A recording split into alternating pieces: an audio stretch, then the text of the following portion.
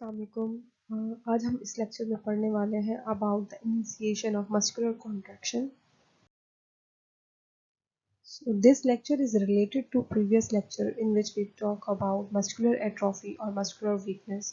अगर कोई पर्सन जिसको फ्लैसिड पैरालिसिस है या कोई भी मस्कुलर वीकनेस है तो उसकी मसल एजुकेशन जो होगी अर्ली स्टेजेस पे हम कैसे कर सकते हैं, आज हम इस लेक्चर में इसको डिस्कस करने वाले हैं।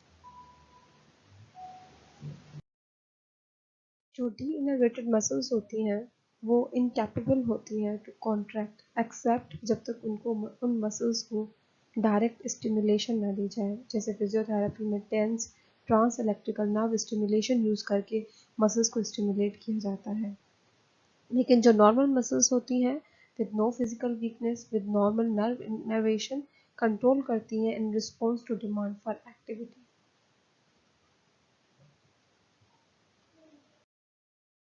एंटीरियर हॉर्न सेल्स की एक्साइटेबिलिटी बढ़ जाती है तो उसकी वजह से लेजन कॉज होता है एट एंटीरियर हॉर्न सेल, जो करता है paralysis in an activity of muscles.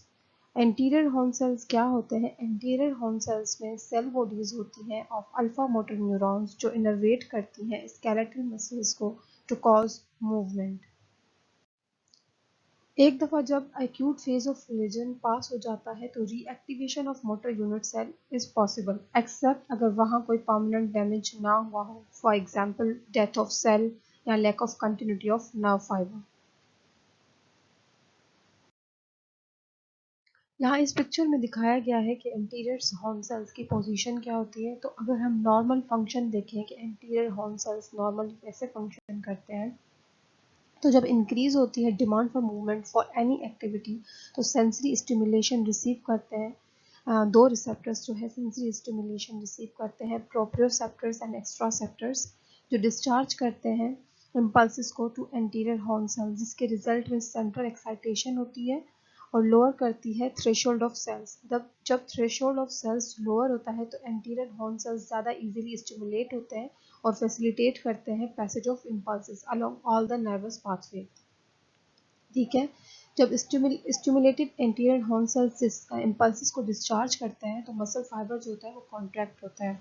अगर सिंगल इम्पल्सेस डिस्चार्ज हुए हैं तो मसल जो होती है उसमें ट्विचिंग होती है, और अगर मल्टीपल या मल्टीपल इम्पल्सेस जो है डिस्चार्ज हुए हैं तो उसमें सस्टेन कॉन्ट्रैक्शन होती है, मस्कुलर कॉन्ट्रैक्शन। तो ये नॉर्मली हमारा एंटीरियर हॉर्न सेल जो होता है वो फंक्शन कर रहा होता है। कौन से मेथड्स हैं जो यूज़ किए जाते हैं for the initiation of muscular contraction उन पेशेंट्स में जिनको मस्कुलर वीकनेस है या पैरालाइज्ड मसल्स हैं? उसमें ये सारे स्टेप्स हमारे आ जाते हैं: वार्मथ, स्टेबलाइजेशन, ग्रिप और मैनुअल कॉन्टैक्ट, स्ट्रेच, इराडिएशन। वार्मथ और हीटिंग थेरेपी जो होती है हमेशा इफेक्टिव होती है टू इम्प्रूव सर्कुलेशन। जब हम हीटिंग देते हैं किसी भी स्पेसिफिक एरिया को तो वहाँ के वेजल्स में वेजोडाइलेशन होती है जो इम्प्रूव करती है वहाँ के सर्कुलेशन को, और ये हमें हेल्प करती है मस्कुलर कॉन्ट्रैक्शन में। मसल्स जो वीक होती है उनमें कॉन्ट्रैक्शन करवाती है। And other method which we can use is कि हम अनअफेक्टेड मसल्स हैं उनको एक्टिवली एक्सरसाइज करवाएं विद रेजिस्टेंस। फॉर एग्जांपल अगर कहीं की फ्लैक्जन कॉम्प्रोमाइज्ड है तो वहाँ हम उस एरिया की एक्सटेंशन एक्सरसाइजेस करवाएं विद रेजिस्टेंस। जब हम स्टेबलाइज करते हैं ऐसी बोन्स को जहाँ पर अफेक्टेड मसल्स की ओरिजिन है और उन जॉइंट्स को जो डिस्टल है उन मसल्स के जो वर्क परफॉर्म कर रही हैं, तो वो इम्प्रूव करती है वर्क एफिशिएंसी को। और ये स्टेबलाइजेशन हम अचीव करते हैं आइसोमेट्रिक कॉन्ट्रैक्शंस परफॉर्म करके on the synergist muscles. Isometric contractions क्या होती हैं? जहाँ पर हम मसल की टेंशन तो डेवलप करते हैं लेकिन मसल की जो लेंथ है वो चेंज नहीं होती है।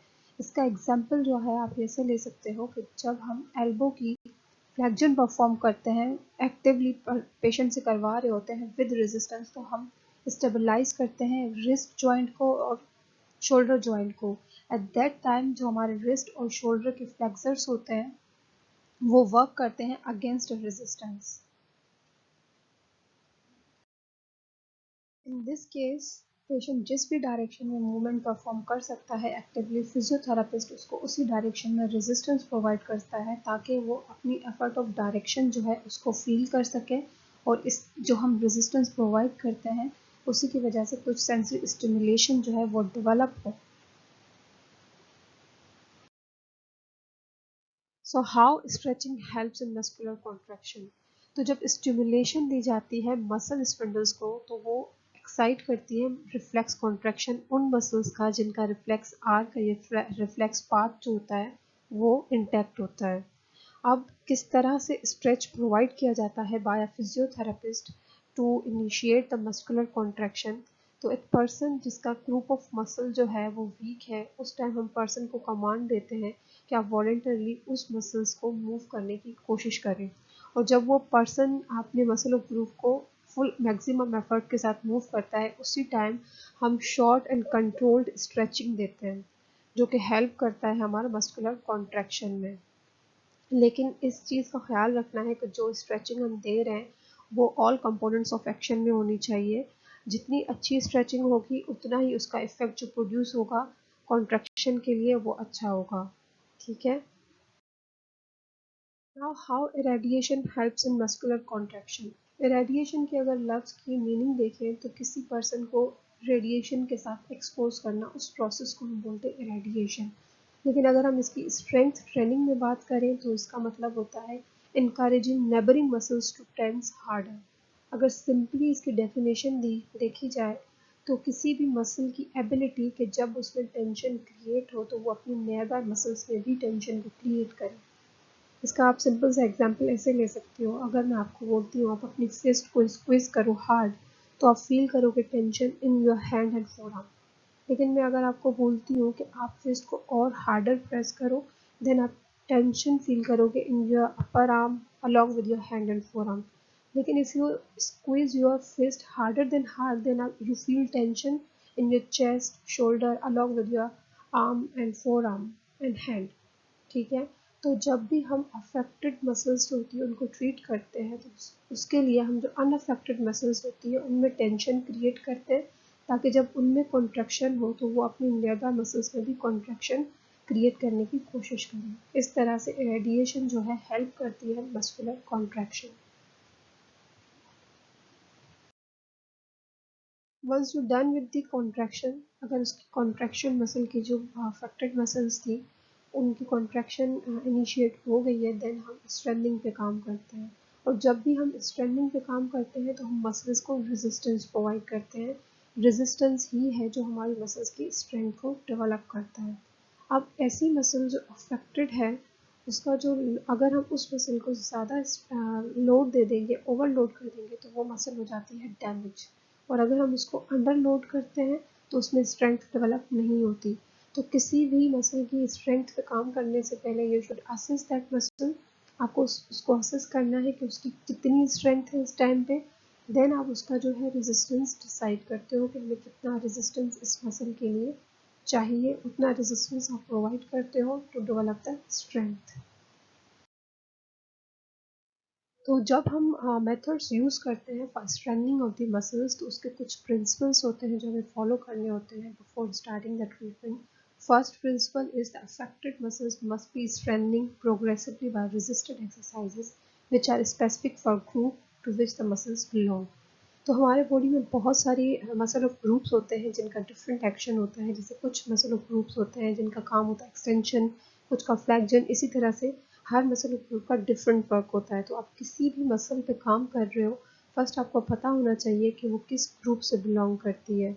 आपको पता होना चाहिए कि उसकी रेंज ऑफ मोशन क्या है जिस मसल पे आप काम कर रहे हो। देन आपको पता होना चाहिए कि उसका टाइप ऑफ मसल वर्क क्या है, इसेंट्रिक वर्क है, कॉन्सेंट्रिक वर्क है या स्टैटिक वर्क है। देन आप उसको रेजिस्टेंस प्रोवाइड करते हो, आप इंक्रीज करते हो पाउंडेज, देन इंक्रीज करते हो लिवरेज ऑफ रेजिस्टेंस। स्पीड जो है स्पीड आप डिक्रीज करो या इंक्रीज करो वो हमारी प्रोग्रेशन करवाता है कॉन्सेंट्रिक वर्क में। लेकिन अगर आप स्पीड को डिक्रीज करते हो तो वो प्रोग्रेशन करवाता है इसेंट्रिक वर्क में। ठीक है। अब ड्यूरेशन में हम जो है ज़्यादातर जो नंबर ऑफ टाइम्स है वो एक्सरसाइज करवाते हैं एंड डिक्रीज करते हैं rest period between each series of exercise. ठीक है, जितना आप जो उसका रेस्ट पीरियड है वो कम करोगे उतना ज़्यादा आप मसल्स पे वर्क कर सकोगे। What is the second principle, जैसे कि हमें पता है कि हमारी मसल्स जो है ग्रुप में काम करती हैं to carry out the skilled and coordinated movements, और वो मूवमेंट्स जो है रीस्टोर करने के लिए हम free activities natural and skilled movements करवाते हैं, जिसमें हमारी पेंडुलर मूवमेंट्स हो सकती हैं जो रीस्टोर करवाती है मसल बैलेंस को। एंड देन हम स्लो सस्टेन और रैपिड मूवमेंट्स कर सकते हैं, स्मॉल रेंज मूवमेंट्स हो सकती हैं to restore all these skilled and coordinated movements. Now कौन से टाइप की हम एक्सरसाइजेस करवाते हैं टू जनरेट दी स्ट्रेंथ?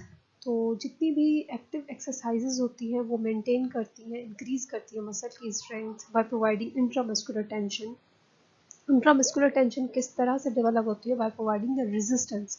जब हम रेजिस्टेंस देते हैं मसल्स को, वो मैन्युअली भी हो सकता है, मैकेनिकली भी हो सकता है, तो वो इंट्रामस्कुलर टेंशन डेवलप करता है, जिसकी वजह से मसल्स में स्ट्रेंथ इंक्रीज होती है। अब जब वीक मसल्स में हम काम करते हैं तो हम उनकी कैपेसिटी के लिहाज से रेजिस्टेंस जो है वो प्रोवाइड करते हैं। एक चीज़ आप ध्यान में रखिएगा कि जितने भी स्ट्रेंथनिंग एक्सरसाइजेज होती है वो स्लो और प्रिसाइज होती हैं। It take time to strengthening the muscles. ठीक है, यहाँ पर तीन तरह की एक्सरसाइजेज बताई हुई हैं। ये पहली असिस्टेड रेजिस्टेड एक्सरसाइज, ये बहुत रेयरली यूज होती है to strengthening the muscles except in cases of marked weakness, जहाँ पर मसल में इतना पावर भी नहीं होता कि वो रेंज ऑफ मोशन को कंप्लीट कर सके। देन सेकंड हमारी free exercises.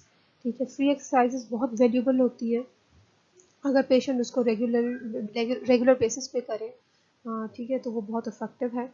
Then resisted exercises, ये बहुत बहुत इफ़ेक्टिव होती है क्योंकि इसमें फुल हम रेजिस्टेंस दे रहे हैं मसल्स को, जो कि इंट्रामस्कुलर टेंशन डेवलप कर रहा है। स्पेशली अगर पेशेंट उन मसल्स पे काम करे जो अफेक्टेड है, तो वो रिस्टोर करता है मसल बैलेंस को और स्ट्रेंथ को भी डेवलप करता है। इसके अलावा हम PNF टेक्निक्स भी यूज़ करते हैं टू स्ट्रेंथनिंग द मसल्स। ठीक है, अब यहाँ एक्सरसाइजेज दिखाई हुई हैं कुछ रेजिस्टेड एक्सरसाइजेज जिसमें रेजिस्टेंस प्रोवाइड किया जा रहा है। तो अगर यहाँ पर हम असिस्टेड रेजिस्टेड एक्सरसाइजेज को डिफाइन करें तो यहाँ मैकेनिकली सपोर्ट दिया गया है, मैकेनिकली रेजिस्टेंस प्रोवाइड किया गया है। अगर यहाँ हम सपोर्ट देते हैं, एक फिजियोथेरेपिस्ट यहाँ सपोर्ट देता है पेशेंट को, तो वो असिस्टेड रेजिस्टेड एक्सरसाइजेज हो जाती हैं। ठीक है, और बाकी ये जितनी भी एक्सरसाइजेज दिखाई गई हैं वो रेजिस्टेड एक्सरसाइज है, जहाँ पर रेजिस्टेंस उनको मैकेनिकली प्रोवाइड किया जा रहा है।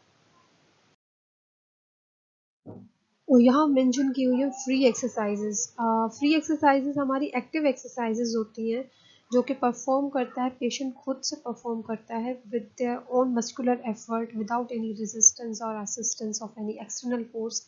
यहाँ सिर्फ एक फोर्स होती है जो अगेंस्ट होती है, दैट इज ग्रेविटेशनल फोर्स। ठीक है, थैंक यू।